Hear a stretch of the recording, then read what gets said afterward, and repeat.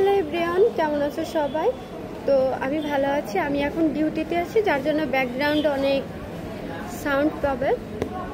তারপরেও তোমাদের জন্য খুবই গুরুত্বপূর্ণ একটি স্বাস্থ্য টিপ নিয়ে এসেছি। আমরা যে সাদা চিনিটা রেগুলারলি মানে চার সাথে বলেন, যে কোনো ডিজার্ট আইটেম বা মিষ্টি হিসাবে কিন্তু চিনিটা সব থেকে বেশি ইউজ করি, আর সাদা চিনিটা সব থেকে বেশি কিন্তু আমরা ব্যবহার করে থাকি। আর এই সাদা চিনিটা আমাদের শরীরের জন্য যে কতটা ক্ষতিকর, এটা জানলে আপনি মনে হয় না দ্বিতীয়বার চিনি কিনে খাবেন। তো চলুন আমরা এখন এটার যে ক্ষতিকারক দিক সেটা আগে জানি, তারপরে কি করণীয় আছে সেগুলো আমরা বলবো। আমাদের শরীরে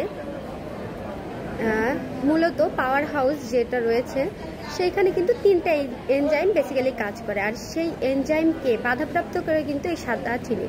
আমরা যখন সেই সুগার খাচ্ছি তখন কিন্তু যে এনজাইমগুলো এগুলো কিন্তু উৎপন্ন হচ্ছে না, ওই উৎপন্ন হওয়ার ক্ষেত্রে এটা বাধা প্রদান করতেছে। আর যার কারণে কিন্তু এইখানে আরেকটা জিনিস আমরা জানি যে সব থেকে মারাত্মক বিষ কোনটা? সায়ানাইড। আর এই সাদা চিনিতে কিন্তু যখন একটা মানুষ 17 থেকে 21% চিনি সে রেগুলারলি খাচ্ছে, যখন তার বডিতে 38% হচ্ছে সাদা চিনির পরিমাণ বেড়ে যাবে, তখনই কিন্তু সেই লোকটা মারা যাবে। তো এই 21 থেকে যখনই তার পার্সেন্টেজ বাড়ে তখন তাদের শরীরে কি কি প্রভাব দেখা দেয়। যেমন যারা নিয়মিত চিনি খাচ্ছেন তাদের হাইপার টেনশন হবে এবং ইনফার্টিলিটি গ্রোথ করবে। আর ইনফার্টিলিটিটা হচ্ছে যে সন্তান কিন্তু হবে না, বাচ্চা কাচ্চা হবে না।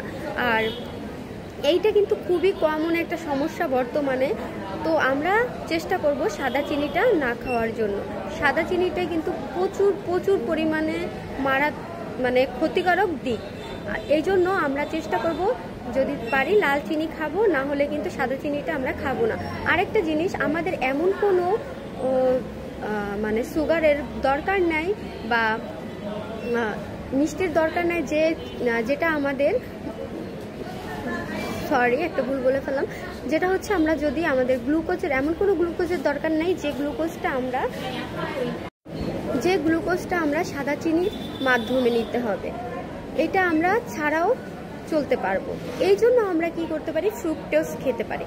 আর এই ফ্রুক্টোজটা আমরা কিভাবে পেতে পারি? বিভিন্ন ফলের মাধ্যমে। সেজন্য আমরা কি করতে পারি? খেজুর খেতে পারি।